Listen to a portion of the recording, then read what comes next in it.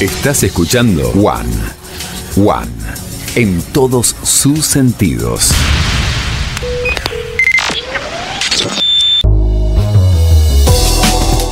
Lo prometimos hace un ratito y aquí estamos, 8 de la mañana, 16 minutos. Estamos con el director del Servicio Penitenciario Provincial, con Adriel Fernández, a quien lo saludamos. Adriel, ¿cómo estás? ¿Qué tal, Mauricio? Buen día, ¿cómo estás? ¿Todo bien? Muy bien, gracias por la invitación. Contento de empezar la mañana por acá. Y primero que nada, nosotros lo habíamos invitado la semana pasada y nos dio, no fue una excusa, fue una súper gran excusa porque fue papá. Así que también nada, lo saludamos acá nuevamente. Y todo bien, ¿no? Sí, gracias a Dios. Segundo varón, segundo hijo, segundo varón. Y sanísimo. La descendencia sigue. Sí. Bueno, es muy loco porque ahora vos podés tener primero el apellido de la mamá. Así que... Bien. Pero los Fernández hoy. Sí, van a ser Fernández. Sí, re Fernández. Bien ahí, entonces. Y preguntarte cómo están las cosas en el penal. Mira, recién hablábamos, y para empezar con esto, ¿no? de obra pública, y preguntarte entonces cómo está el tema del servicio penitenciario, es decir, la construcción del nuevo servicio penitenciario. Bueno, si me permitís, hago un pasito para atrás para ir dos hacia adelante. Uno de los ejes principales que tiene que tener en la gestión cualquier servicio penitenciario es la infraestructura, porque en esa o sea, la finalidad que tenemos como institución es trabajar por la reinserción de la persona que ha infringido la ley. Entonces, en ese sentido es muy importante contar con una infraestructura adecuada. Realmente la institución tiene una situación que, bueno, se está poniendo al día. Hemos cumplido el año pasado 100 años y puedo afirmar que en los últimos 7 años se ha invertido más que en los otros 93. Pero así todo, falta. Bien. Y por eso se está construyendo una nueva unidad en la localidad de Ullum, que está teniendo en estos días un proceso de readecuación del proyecto, porque desde que me hice cargo de la institución y es un tema que lo veníamos charlando con el secretario de Seguridad, veíamos que tal vez no era tan necesaria una cuestión de máxima seguridad y sí de tener espacios para brindar educación, para capacitar para lo que es el trabajo. Entonces se está readecuando en ese sentido. Y en Chimbas, que es una unidad que va a continuar en funcionamiento. Se están haciendo cosas. Se están haciendo cosas también para poder tener en funcionamiento las dos unidades en no mucho tiempo conviviendo. Bien, y estas, ¿qué va a pasar? Hay dos cuestiones que quiero preguntarte. Una vez que falta todavía un tiempo, ¿no? Que esté el penal de Ullum. ¿Cómo van a ser? ¿Quiénes van a estar en Ullum y quiénes van a estar en Chimbas? Es cierto que con el nuevo sistema acusatorio, en algún momento, si una persona que recuperó su libertad vuelve a cometer un delito, se lo declara reincidente y demás, eso puede generar un impacto que dispare la población. Pasó con flagrancia en el 2017-2018, sí, que pasamos de tener unos 1.300 internos a 1.800 en poquito tiempo. Vos sabés que se habla mucho, digamos, nosotros en el último tiempo pensábamos que todas las cárceles eran como se mostraban en el Marginal. Es decir, hoy la situación, no hablo en San Juan, digo, a nivel nacional, has dicho varias cárceles del país. ¿Es más parecida a la del Marginal o estamos lejos de eso? Bueno, es que el Marginal quizás es el prototipo de cárcel del conurbano bonaerense, y hay que tener un dato muy clave. En la provincia de Buenos Aires está la mitad de los presos del país. Bien. O sea, 50.000 personas privadas de su libertad solo en provincia de Buenos Aires en el sistema bonaerense, porque hay cárceles federales también, entonces sería un poquito más incluso. Tenés Ezeiza, Marcos Paz, etc. En ese sentido, el servicio penitenciario bonaerense, bueno, tiene una realidad que es muy distinta a la de otras provincias. Me gusta destacar el caso de Misiones, porque me parece que es un servicio penitenciario que ha dado pasos muy fuertes y está trabajando bien, no solo con lo que sería la población carcelaria tradicional, sino que se han hecho cargo en Misiones del sistema de menores y de las medidas de seguridad, que son personas que en principio son inimputables, o sea, no pueden tener una condena penal, pero sí se encuentran privadas de su libertad porque pueden ser peligrosas porque tienen alguna dificultad mental. Bien, y en San Juan, Chimbas, ¿tiene algún parecido con el Marginal o no? Bueno, me parece que estamos muy lejos en cuanto a lo que es la situación de... Yo tengo que confesar algo, no había visto El Marginal, porque no me atraía. Cuando me hice cargo de la institución, me empezaron juntas a decir un apodo. No, vi 3 episodios y como que me generó cierto rechazo porque, bueno, veía que exacerbaba situaciones que no tenían nada que ver con lo que era mi realidad laboral diaria. Lo que sí puede ser parecido es quizá algo con el nombre. La población que tengo alojada, no voy a romantizar, porque la verdad es que uno podría decir, no, bueno, pobre gente, mirá las condiciones en las que vivía en el medio libre y por eso delinquió. Yo no soy de esa postura, pero sí entiendo que uno tiene que hacer un análisis. Cualquier político o cualquier funcionario, cualquier persona responsable con su ámbito laboral, tiene que hacer un análisis, un diagnóstico de dónde está parado para en función de eso planificar y ejecutar. Entonces, si miramos nuestra institución, las personas que han sido alojadas por una decisión judicial, el 90% no ha terminado la escuela. Eso no sucede en ninguna comunidad de la provincia. Entonces, ahí es donde hay cierta marginalidad. Es donde, bueno, ¿qué pasó que todas esas personas no terminaron la escuela? El 90, o sea, 9 de cada 10. Hacía un encuentro entre tus amigos, capaz que 1 o 2 no terminó la secundaria, pero la gran mayoría concluye con sus estudios. Si no fue con 18 años sin haber repetido, lo hace con plan fines o en algún momento termina la escuela.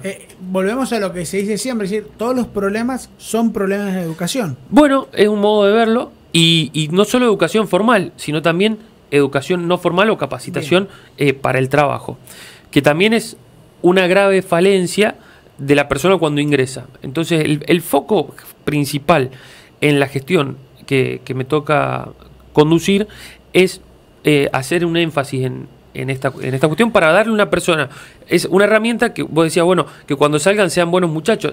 Y en el fondo es un mandato constitucional, que la persona cuando tiene que cumplir una pena de prisión, porque se la buscó, por así decirlo, digo, cometió un delito, sí. La obligación del Estado no es de reprimirla, no es un castigo propiamente, sino que es un tiempo en el que tiene que estar privado de su libertad, pero para proporcionarle herramientas que en el momento en el que vuelve a recuperar su libertad, esa persona es tu vecino. Entonces, si vos le proporcionaste alguna herramienta, no solamente le viene bien a él, nos viene bien a todos.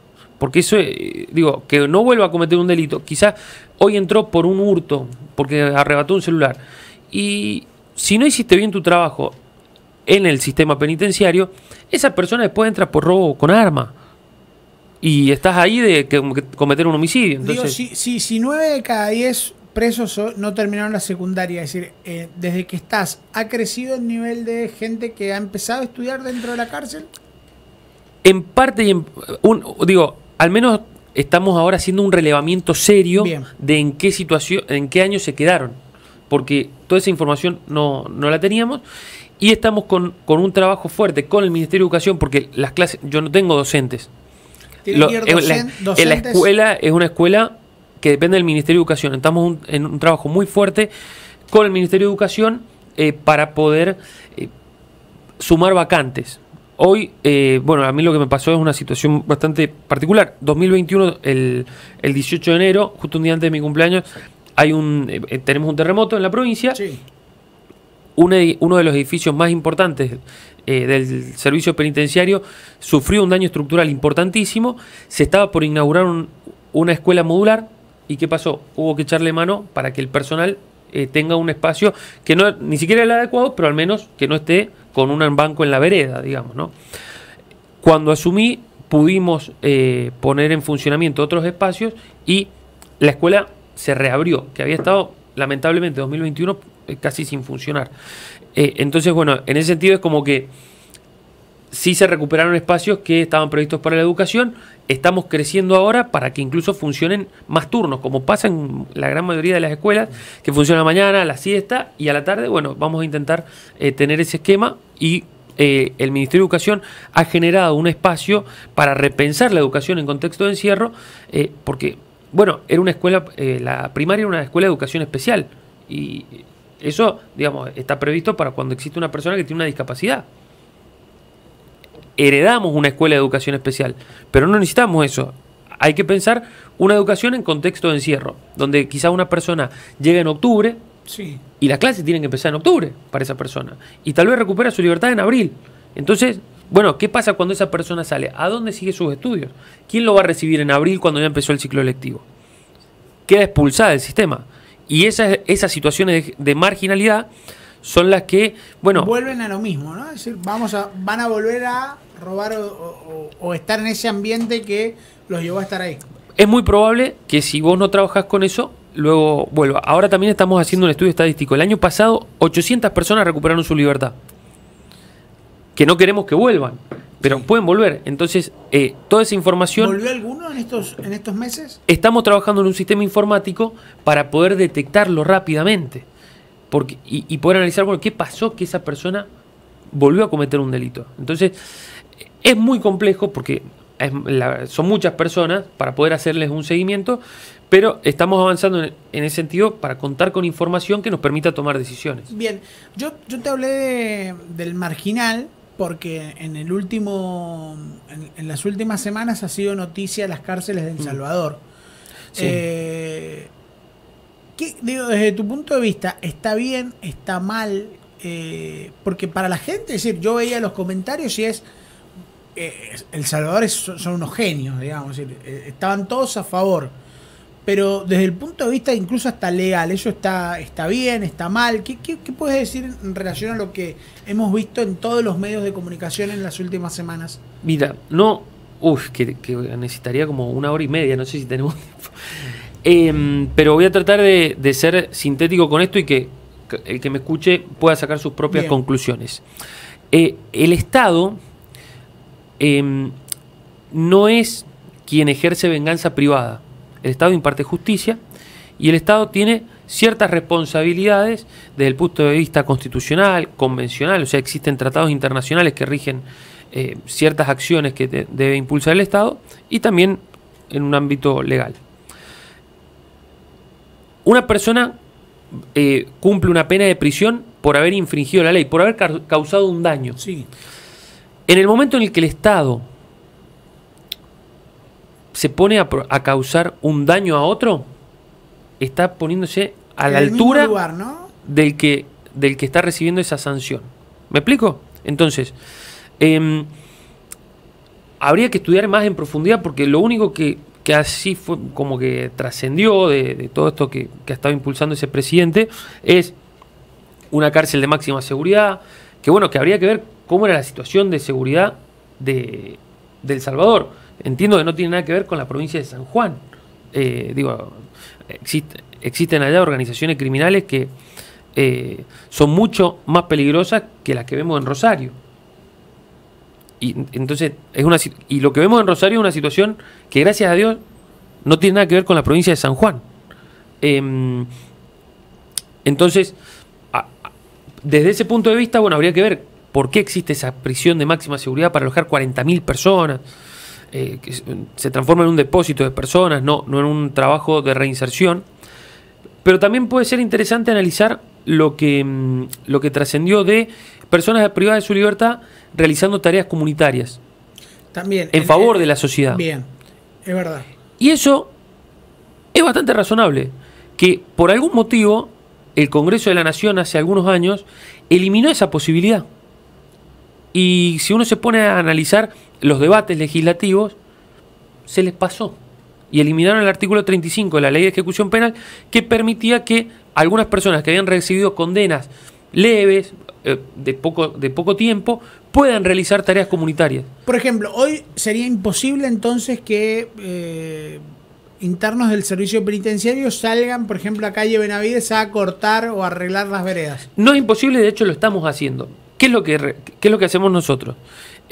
Recibimos constantemente pedidos de ONG, centros de jubilados, sí, clubes, etcétera, que nos piden una mano.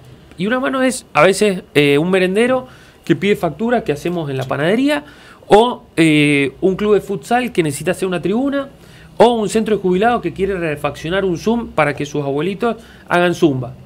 Y en función de eso trabajamos con la justicia diciéndole, mira, estos son los perfiles que tenemos de internos que se han capacitado para realizar estas tareas, que voluntariamente se ofrecen para colaborar con esta institución. ¿Me autorizás a salir? Sí. y lo estamos pudiendo hacer sin ningún tipo de problema. Y eso es reinserción, porque al final lo que sucede con el marginal es que muchísimas personas vieron la serie. Pero ¿cuántos sanjuaninos conocen el penal de Chimbas? Tal vez muy pocos. Entonces, cuando uno conoce el lugar, se da cuenta de la dimensión que tiene y que, en buena medida, la gran mayoría de las personas que están alojadas, con un trabajo de nuestra institución, se pueden volver a la comunidad. Yo entré una vez y me llevé una mala impresión. ¿Sí? Y obviamente charlé con internos que me decían, a las 7 de la tarde vienen, nos dejan la comida en la puerta del pabellón y nosotros podemos comer a las 10 de la noche y es una masa de fideos o de arroz. Y es por eso que nuestras familias tienen que traernos alimentos, decían, ¿no? Hace un par de años. ¿Sigue pasando eso? ¿En qué año fuiste? fuiste? El tema de, creo que es el de abusadores. ¿Pero en qué año fuiste? 5 o 6 años atrás. Ok, mejoró mucho lo que es la comida que provee la institución. Bien. Tampoco es un hotel 5 estrellas, digo, es una cárcel. Tenemos que garantizar condiciones dignas, pero bueno, tampoco es que le vamos a proveer una PlayStation a una persona privada de su libertad. Es un lugar donde uno está alojado porque cometió un delito y donde hay que hacer foco es en qué herramientas te voy a dar para cuando recuperes tu libertad. Obviamente hay que garantizar un servicio de alimentación, pero también vos podés recibir de tu familia comida, ropa, etcétera, para poder tener un complemento, ¿no? Pues tal vez lo que damos nosotros es un almuerzo y una cena y un desayuno liviano, en condiciones, comida en condiciones, que no es lo que viste vos en su momento. Eso mejoró y cumple con los estándares legales que antes había un déficit en ese sentido. Hay mucho por ir transformando y pienso hoy que el personal penitenciario está capacitado para dar esos pasos, porque tiene una formación y una preparación con otra mirada que no es exclusiva de seguridad, sino que está pensando sobre todo en esa reinserción. Entonces, todo el personal de las distintas profesiones, porque tenemos profesionales de seguridad, pero hay profesionales de la psicología, hay profesionales de oficios, que son los que capacitan, hay psicopedagogos, hay profesores de educación física. Entonces, es todo un abanico de perfiles que están trabajando en esa reinserción. No sé, es que me ha pasado cubrir incluso para el diario en reiteradas ocasiones alguna disputa, ¿no? en el penal y hay que reconocer que hace mucho no pasa, o por lo menos no es la noticia habitual que tenemos del servicio penitenciario, es un apuñalado, quema de colchones. Antes pasaba más veces. ¿Se ha hecho algo para que justamente esto deje de pasar? Bueno, es una muy buena pregunta. Estamos ahora en un proceso de análisis de eso. Pueden pasar dos cosas. Primero, conflicto, bueno, siempre va a haber, sobre todo porque es una comunidad más. Si afuera sucede, además, ¿no? Claro, digo, en un ámbito de encierro hay cuestiones que se exacerban. Digo, y a veces quizás la paciencia es más corta. Pero por otro lado también es que hay una política de la institución de mostrar otras realidades. O sea, hoy no tenemos miedo de contar qué es lo que hacemos. Entonces eso también quizás equilibra situaciones que van a pasar de violencia. Por otro lado también estamos en un proceso de humanización de esa condena que se está cumpliendo. Un dato un poco absurdo, pero grafica muy bien y creo que lo vamos a poder entender.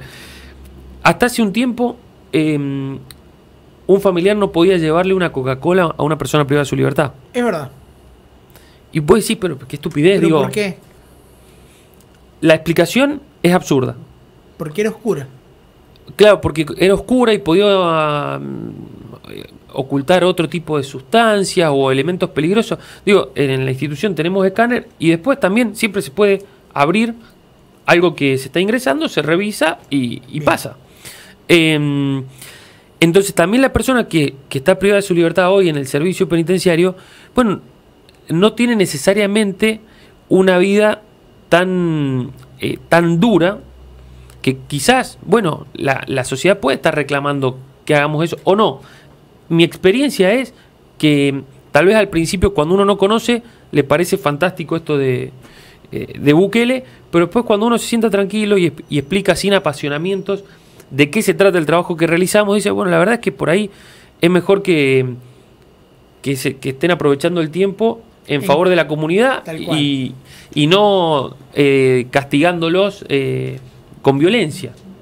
Entonces, bueno, quizá va por ahí un trabajo que estamos ahora en un punto de inflexión, que se viene evidenciando no solo en este año y un poco más de gestión mía, sino que tal vez llevamos 4 o 5 años de un trabajo distinto que se viene haciendo desde el servicio penitenciario para tener una condena que se ajuste a lo que impone el plexo normativo que rige en la Argentina. Vos es que, para entrar en la recta final, puntualmente de cuestiones que están vinculadas al servicio penitenciario, hay, digo, en el último tiempo, digo, gente que salió, digamos, que se quiso quedar por algún motivo. Es decir, ¿ha pasado en algún momento alguna historia de algún interno que dice, mira, yo afuera no tengo nada, pasé muchos años de mi vida acá, y que quiso quedarse?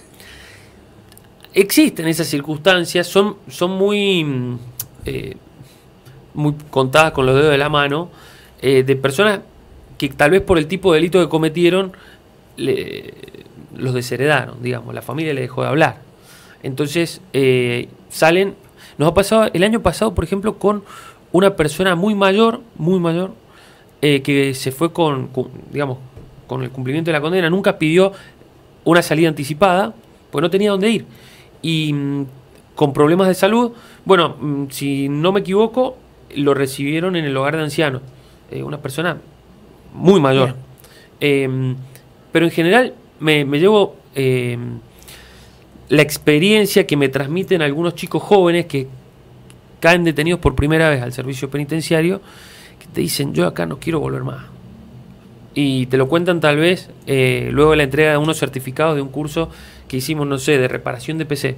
Dicen, yo me voy con esto, voy a ver cómo hago para seguir aprendiendo y trabajar de esta profesión, pero acá no quiero volver más, porque debe ser muy duro estar, no me ha pasado, entonces no puedo afirmarlo en carne propia, pero debe ser muy duro estar privado de la libertad, o sea, estar alojado en una institución donde ingresaste porque vos cometiste un delito, pero no podés elegir cuándo te vas.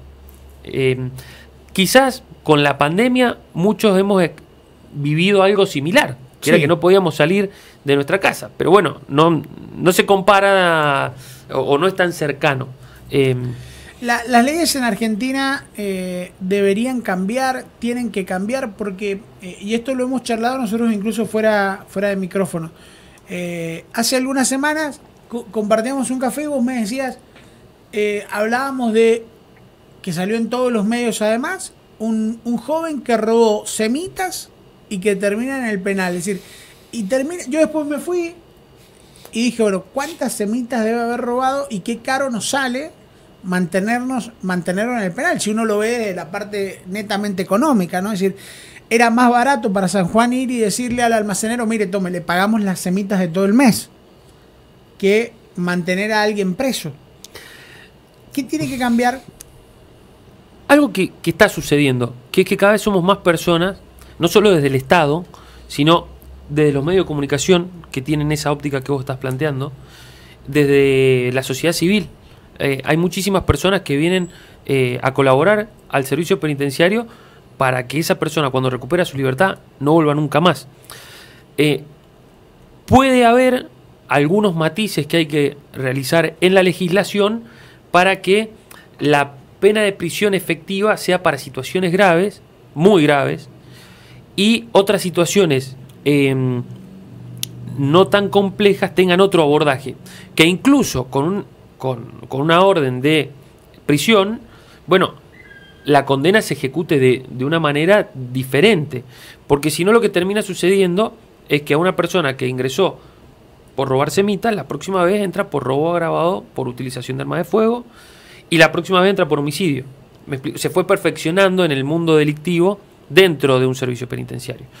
En ese sentido también nosotros hemos, con la jueza de ejecución que tiene a cargo el sistema acusatorio, que es Lidia Reverendo, armando pabellones especiales para chicos jóvenes que entran por delitos menores, condenas cortas, y nos está dando muy buen resultado, porque no los mezclamos con el resto de la población y hacemos un trabajo muy intensivo con esos chicos para que se vayan con alguna herramienta. Y hay muchas instituciones que nos están apoyando en ese sentido, pero por poner una, Ministerio de Gobierno y la Dirección de Espacios Verdes nos están dando capacitaciones para esos chicos. La CECITI nos ha ofrecido 5 tipos de programas para ese grupo de jóvenes, de los más variados, desde electromecánica del automotor a programación, pasando por locución, porque tenemos ahí salas de videoconferencia insonorizadas como esta radio, entonces la vamos a utilizar también para capacitar en otro tipo de profesiones. ¿En algún momento se pensó en abrir el servicio penitenciario al sanjuanino en general? Es decir, para aquellos que tienen algún prejuicio de cómo se trabaja, qué se hace, cómo se vive, que puedan conocerlo. No está cerrado. De hecho, es una institución pública más. Obviamente existen protocolos y normas que rigen el ingreso de una persona al servicio penitenciario, pero me faltaron poner algunos ejemplos de chicos, alumnos de la Faxo, sí, que tienen proyectos de alfabetización o algunos otros proyectos de extensión en el servicio penitenciario, también de la Universidad Católica, sobre todo en la carrera de psicología, están colaborando. Y bueno, son todas personas que van conociendo la institución y de hecho me pueden contactar a mí. Todavía no tenemos organizado un circuito para que las personas puedan conocer, pero sobre todo lo que es la zona de los talleres está abierta a la comunidad también para pedir trabajos. Alguna colaboración. Entonces eso a disposición. Hoy hemos digo, porque me siento parte, obviamente, digo, en Diario Huarpe ha publicado que hay un ascenso masivo de efectivos policiales. ¿Cuánto le van a tocar al servicio penitenciario? La Policía de San Juan y el Servicio Penitenciario Provincial son fuerzas de seguridad hermanas, pero son dos instituciones diferentes. Bien. Desde el año 1922, el Servicio Penitenciario se separa, o el Servicio de Administración de las Cárceles se separa de la Policía de San Juan y tiene un funcionamiento autónomo. Pero es muy interesante. Esa regularización que existe en la Policía de San Juan también se ha dado en el servicio penitenciario en los últimos 6 años y en diciembre tuvimos 350 ascensos de una plantilla total casi de 1.400 efectivos. Entonces ascendió un 25% más o menos. Este año también. Y todos los años es un sistema que se ha regularizado. Lo hablaba con el jefe de Recursos Humanos, me dice, estamos en un 99% de regularización de las distintas situaciones de ascenso. Hubo algo que se subieron en las redes sociales en los últimos días, que era chicos que eran aspirantes a ser penitenciarios que visitaron la cárcel, digo. ¿Qué experiencia le mostraron y cuál fue la devolución que tuvieron? Bueno, esto vale para cualquier carrera. Lo primero es ver a qué le vas a dedicar 30 años de tu vida. No tanto cuál es el plan de estudio. El plan de estudio es fabuloso, pero primero mirá a qué, un suboficial se retira, el retiro obligatorio a los 25 años y un oficial a los 30. Bueno, ¿a qué le vas a dedicar tantas décadas de tu vida? Y así eso apuntaba esta visita que organizamos con la Universidad Católica, que es quien tiene a cargo la formación académica de nuestros futuros efectivos. La repercusión fue sumamente positiva porque, claro, había muchísimos chicos que conocían el marginal o conocían lo que venían estudiando en el cursillo. Nos hemos criado que el penal es el marginal, digo. Y había que sacar eso de la cabeza, ¿no? Bueno, habría que preguntarle a ellos también la repercusión que tuve yo, porque muchos después me agradecieron por redes sociales.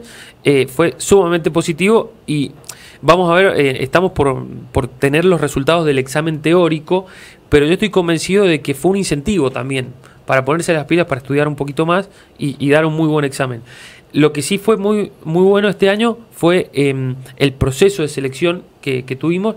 Nos permitió pasar de unos 200 aspirantes, o sea, ni siquiera cubríamos las vacantes que estaban previstas para el año pasado, a 700. Entonces va a haber un verdadero proceso eliminatorio y de selección. Es decir, hay gente que quizás aprueba su examen, pero se queda fuera porque en el orden de mérito no va a tener esa posibilidad. Y la idea es meter cuántos penitenciarios este año?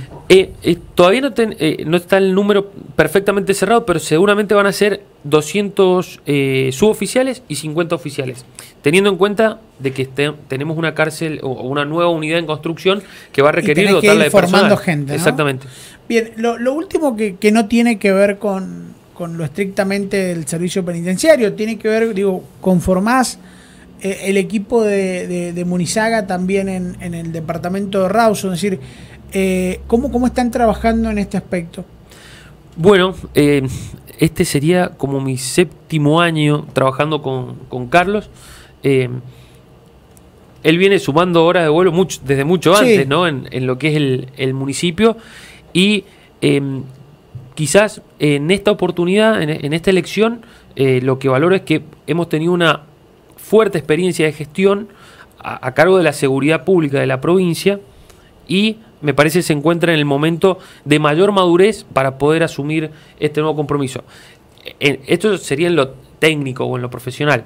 Hay una situación de cercanía con la gente que tiene Carlos, que bueno, es muy, muy especial, y se nota en el día a día de cómo la gente lo va acompañando y le pone fichas, le tiene mucha fe. Nosotros el otro día compartíamos acá algunas encuestas, ¿no? Es decir, y está ahí cabeza a cabeza con Ibarra, es decir, justamente dos hombres que te diría que vienen del mismo camino, ¿no? Iniciaron el camino juntos. Y son mis dos formadores, o sea, yo en ese sentido también le tengo mucho aprecio a los dos, porque en lo personal y en lo profesional llevo 7 años estando muy cerca de los dos. Hoy por hoy me toca acompañarlo a Carlos muy cerca en la gestión de la seguridad, y lógicamente en este camino que, bueno, en 60 días, menos de 60 días, se va a dar, que son los comicios provinciales. ¿Qué crees que puede llegar a pasar? Digo, Rawson es un departamento, a diferencia del resto, que tiene todos los condimentos. Es el más grande, con más electores, el que te define una elección, y donde hay una multiplicidad de actores que van a participar. Es decir, ¿qué crees que puede pasar? Porque todo el mundo periodístico está atento a lo que suceda en Capital y en Rawson. El resto de los 17 departamentos, bueno, va a ser bueno saber quién gana, pero uno ya más o menos la ve venir. En Rawson está todo, digo, en Rawson y Capital está la cuestión abierta, ¿no? Es decir, ¿qué crees que hay que hacer y qué puede pasar? Obviamente el anhelo que yo tengo es que Carlos, que la gente nos acompañe para que Carlos sea el próximo intendente. Pero para mí es sumamente positivo que haya muchos actores en la discusión, porque en el fondo son más personas que se están acercando al vecino para ver qué es lo que necesita. Entonces eso es muy positivo, porque digo, yo también hablo ahora como ciudadano. A mí me encanta que venga un candidato y me toque la puerta de mi casa y para poder ¿qué necesitas? Por lo menos, viste, para hacer catarsis, ¿no? Porque si no es el que está gestionando en ese momento, que tome nota en su cuadernito para que si le toca ser el próximo intendente o gobernador o lo que sea, lo tenga en cuenta. Porque si no, a veces existe un proceso en el cual el que llega queda en una torre de marfil y está ahí, es intocable, y se aleja de la realidad. Entonces su trabajo no tiene mucho sentido, o sea, no lo beneficia al que le paga el sueldo, que es el contribuyente, ¿no? Entonces eso para mí es muy positivo.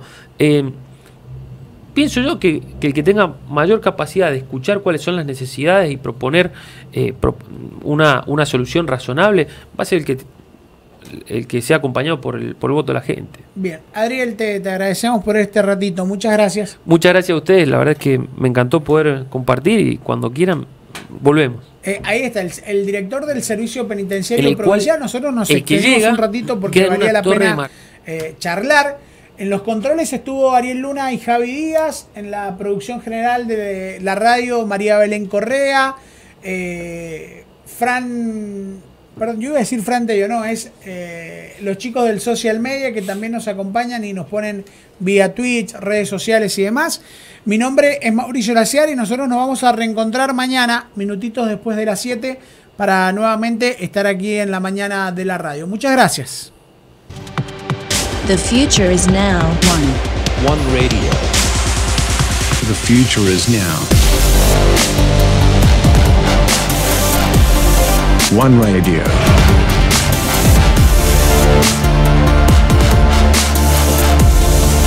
107.3 FM. One Radio FM. The future is now.